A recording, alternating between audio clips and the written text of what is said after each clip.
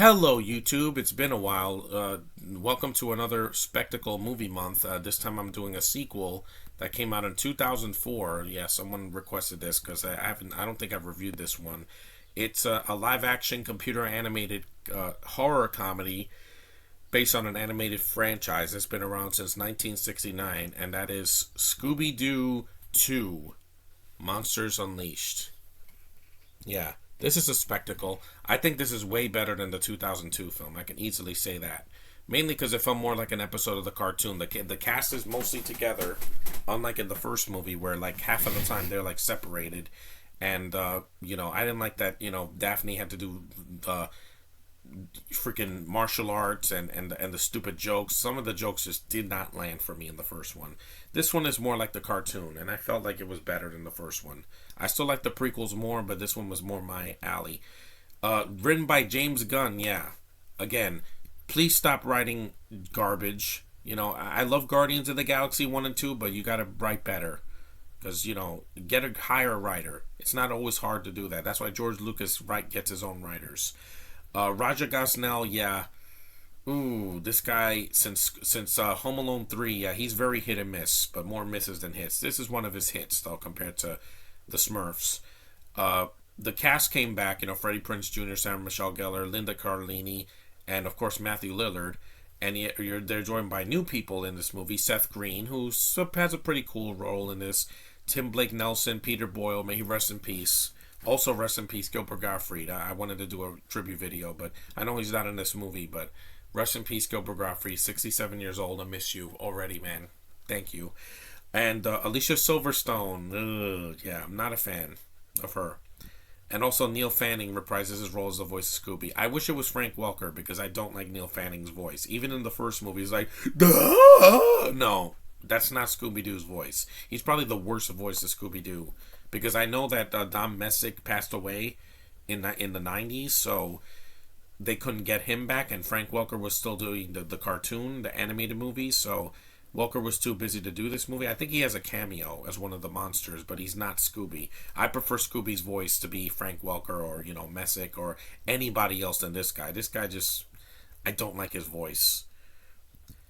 It made less than the first one, but the reception resulted in a third film set to be written by Gunn being canceled. Well, trust me, after what Gunn did with Peacemaker, with some of the god awful writing he did, I'm glad there was no third movie. Instead, we got two prequels, which I think are way better. They're more like the cartoon. I know Fred doesn't have his blonde hair, but other than that, it's got the spirit of the cartoon. No dirty jokes. It's got better writing. Scooby's voice is a lot better, and he looks like Scooby. He has the big eyes. Here, he looks like if Marmaduke had a car accident. Anyway, but the plot's not so bad.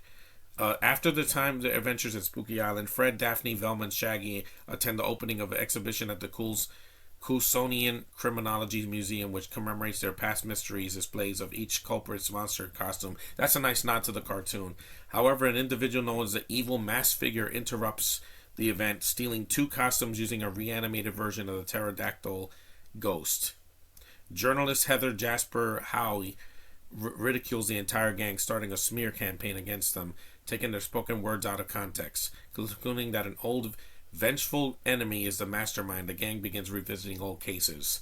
Dismissing the former pterodactyl ghost, Dr. Jonathan Jacobo, due to his presumed death during a failed prison escape 3 years ago, they suspect Jeremiah Wickles, the Black Knight ghost, and Jacobo's recently released cellmates. Scooby and Shaggy, after overhearing the others criticizing their tendencies to bungle every operation, especially their most recent failure to secure the pterodactyl ghost at the museum, result to better themselves and act like real detectives. And that's basically the plot in a nutshell. It's pretty big. It's a lot going on. The movie is about an hour and 32 minutes, so it's pretty short. It's not 2 hours long like movies are nowadays, where they make a sequel and the movie's like 2 hours and 15 minutes, or it's a Disney remake that's twice as long, and I don't know why. It's short and sweet, and for kids, they're going to get a kick out of it. It's got some good visuals. The effects are pretty good. There's still some stupid jokes in there, but again, it's James Gunn's writing. What do you expect? He likes to be dirty because he thinks he's a frat boy, and he's not. Yeah, the film got a horrible reaction from critics. It got a 22%. I don't think it's that bad. It says only the very young will get the most out of this silly trifle. I'm like, yeah, but again, I saw this movie came out when I was in college. I mean, my sister was 11 when this came out, or 12, so she liked it.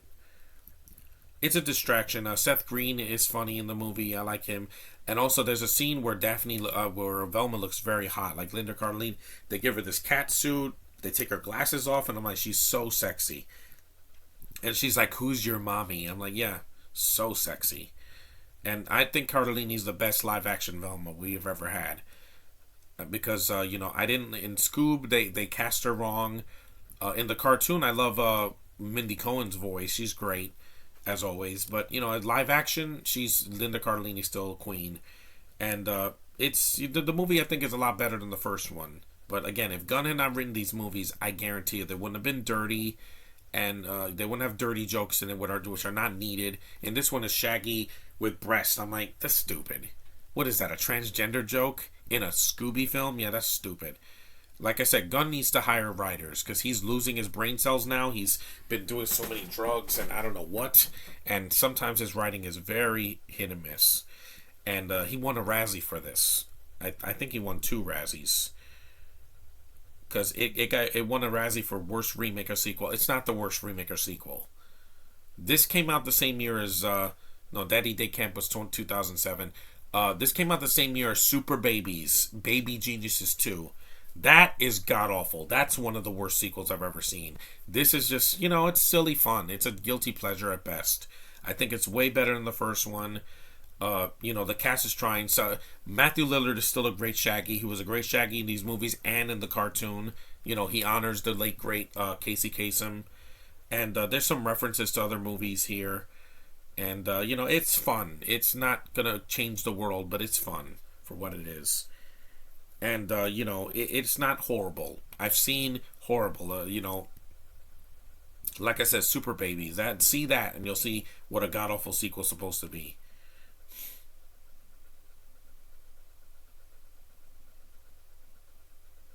Yeah, Gunn just revealed that he was set to write and direct the third film, but did not happen due to the financial disappointment.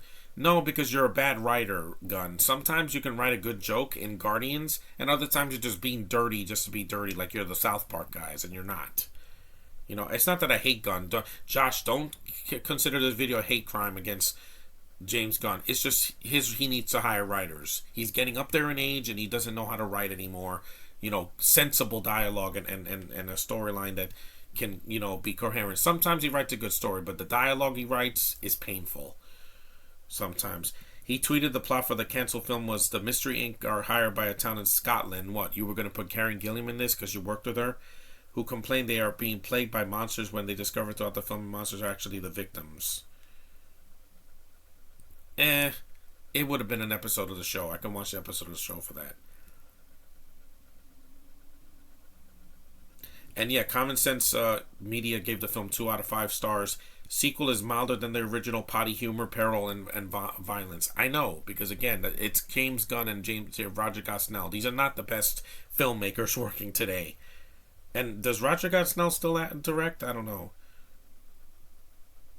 He's 63 years old.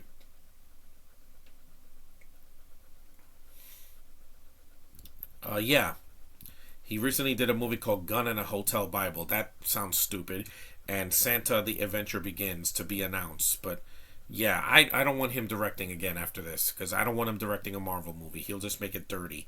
And the Gun, get better writers. Please. I don't need Peacemaker to be the same stupid jokes as the first season. Here, I can handle it as 92 minutes and it's a kid's film. So it's not going to be too painful. But your recent adult stuff, you need to be better. Because the Suicide Squad was not cutting it. Saying the F word again and again is not cutting it. You have to do better than that. And you have to know who your audience is. It's not a bunch of frat boys in college, just to let you know. But anyway, this movie's fun. It's decent. I like the film for what it is. I have to watch it again. I have it on Blu-ray. It's not horrible. Trust me, there's worse sequels out there. Son of the Mask, Super Babies, Speed 2. There's way worse sequels. So don't listen to the critics. I don't. I love Sonic 2, and that was a great sequel. So thanks for watching. Take care, and I'll see you guys in the next review.